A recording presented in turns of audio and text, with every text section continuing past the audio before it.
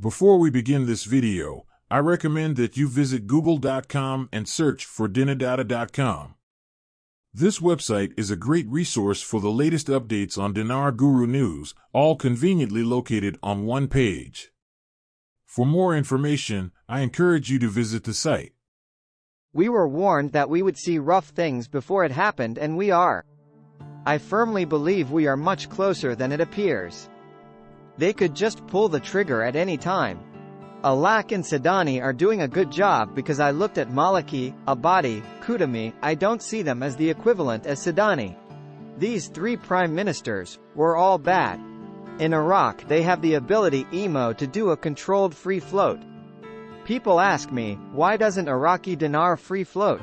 Because it could be very, very risky. They could benefit from it.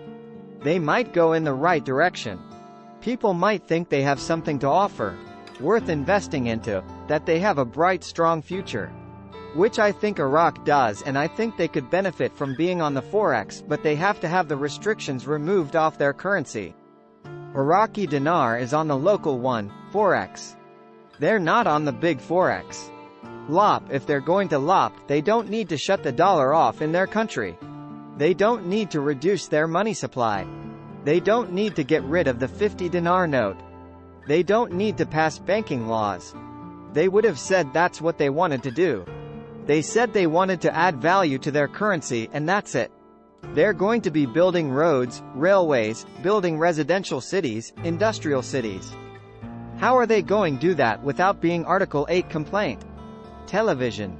CBI governor is saying the reason why there's no funding for the budget instructions is not due to the exchange rate.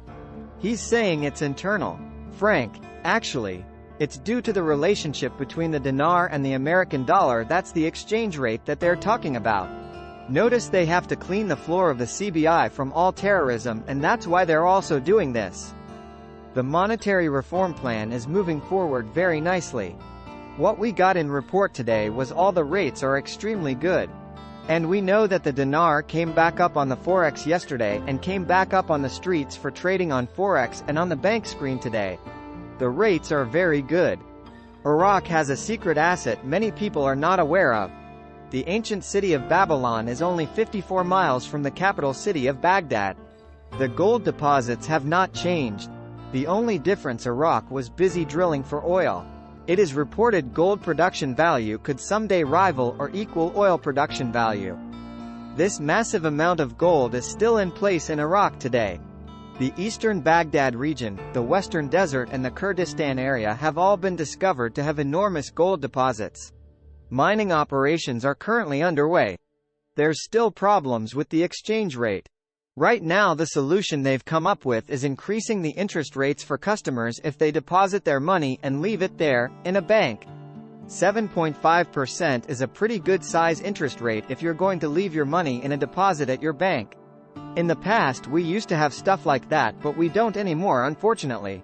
TV saying in news that the decision to raise interest rate in Iraq will increase the banking sector. Frank, the only reason they're talking about raising the interest rate is because your exchange rate is about to go up in value. We have learned that the global system for the automation and modernization of customs, ACYCUDA, project is making headway. This system will require a link to the international currency exchange to convert rates of currencies between countries for up to the minute rates.